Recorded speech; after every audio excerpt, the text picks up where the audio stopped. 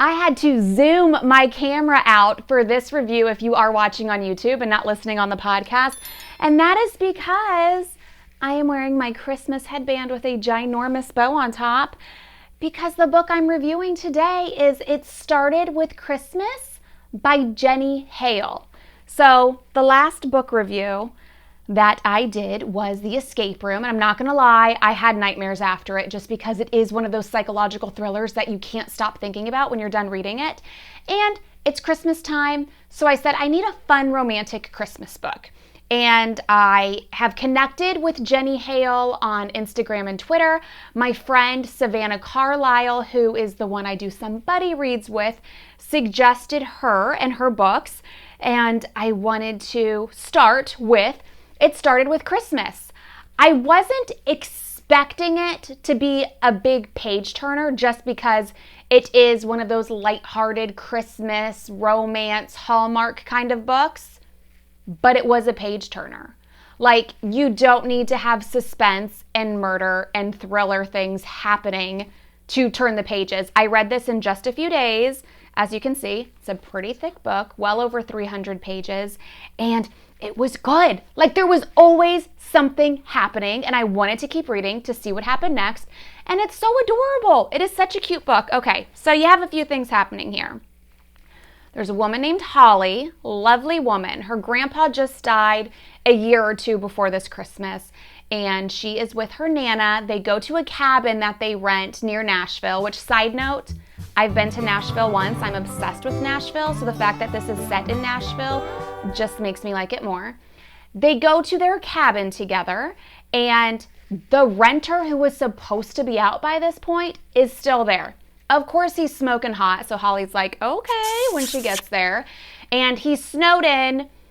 She starts to kind of fall for him, but then she finds out he's planning his wedding, so she's like, can't fall for you because you're planning your wedding.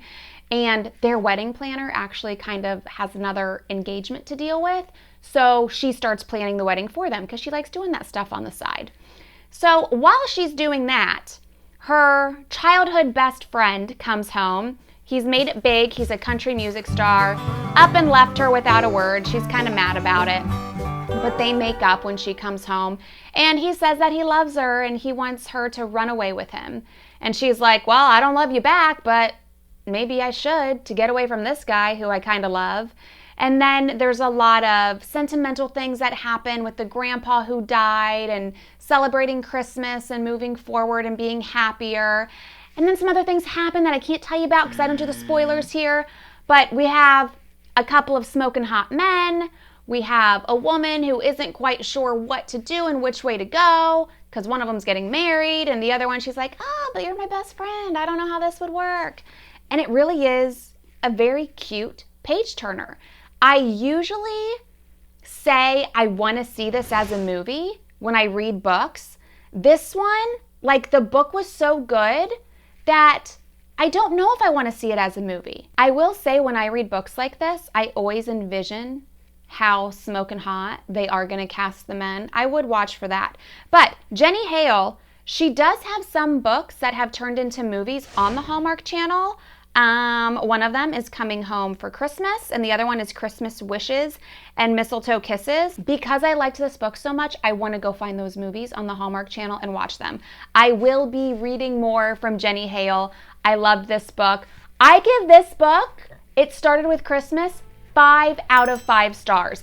I did not think I was going to do that because, again, I'm not big on romance novels. I feel like sometimes they can be slow, and I was afraid that this one was going to be a 4-star, but it's 5 stars. Like, it is not slow at all. She does it well, and I'm excited to read more from her.